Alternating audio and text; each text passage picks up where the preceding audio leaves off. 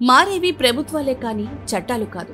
అందుకే అధికార పార్టీకి అడుగులకు మడుగులొత్తుతూ నిబంధనలను అడ్డుగోలుగా ఉల్లంఘించి చట్టాలను చుట్టాలుగా భ్రమించి వ్యవహరించిన అధికారులకు శృంగభంగం తప్పదు. ఈ విషయం ఉమ్మడి ఆంధ్రప్రదేశ్లో రుజువైంది. ఆ తర్వాత ఇప్పుడు విభజిత ఆంధ్రప్రదేశ్లో కూడా రుజువవుతోంది. అప్పట్లో అంటే ఉమ్మడి ఆంధ్రప్రదేశ్లో వైఎస్ హయాంలో నిబంధనలను తొంగలోకి తొక్కి ఏలిన వారి మెప్పు కోసం ఇష్టారీతిగా వ్యవహరించిన ఐఏఎస్ అధికారులు కేసుల్లో ఇరుక్కున్నారు, జైలుకు ఎళ్లొచ్చారు.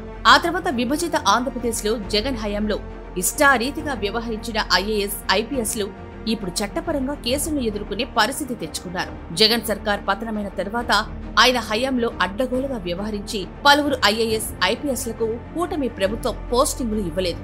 అంతేకాదు, జగన్ హయాంలో అయ్యా ఎస్ అంటూ వైసీపీ కనుసైగల మేరకు పనిచేసిన ఐఏఎస్, ఐపీఎస్లు ఇప్పుడు చట్టం బోర్డులో నిలకడ తప్పని పరిస్థితి ఎదుర్కొంటున్నారు. తాజాగా ఆంధ్రప్రదేశ్ సిఐడి మాజీ చీఫ్ ఐపీఎస్ అధికారి సునీల్ కుమార్ సస్పెండ్ అయ్యారు. ఈ మేరకు ప్రభుత్వం ఉత్తర్వులు జారీ చేసింది. అనుమతి లేకుండా విదేశాలకు వెళ్లినందుకు అప్పటి వైసీపీ రెబల్ ఎంపీ, ప్రస్తుత డిప్యూటీ స్పీకర్ రఘురామకృష్ణరాజుపై కస్టోడియల్ టార్చర్ కేసులో ఐపీఎస్ సునీల్ కుమార్ ఆరోపణలు ఎదుర్కొంటున్న సంగతి తెలిసిందే. 2020-2024 మధ్యకాలంలో ప్రభుత్వ అనుమతి లేకుండా పలుమార్లు విదేశాలకు వెళ్లడం ద్వారా అఖిల భారత సర్వీస్ రూల్స్ ను సునీల్ కుమార్ ఉల్లంఘించారు. దీనిపై ప్రభుత్వం గతంలోనే రెవెన్యూ శాఖ స్పెషల్ చీఫ్ సెక్రటరీ ఆర్పి సిసోడియా నేతృత్వంలో విచారణ కమిటీని ఏర్పాటు చేసింది.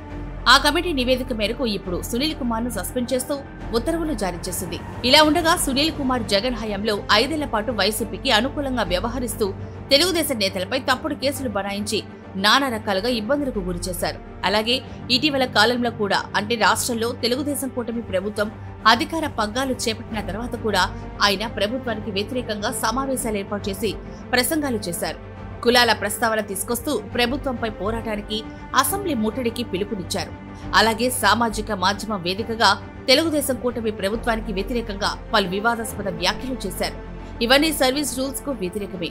ఈ నేపథ్యంలోనే ఐపీఎస్ సునీల్ కుమార్ ను సస్పెండ్ చేస్తూ ప్రభుత్వం ఉత్తర్వులు జారీ చేసింది.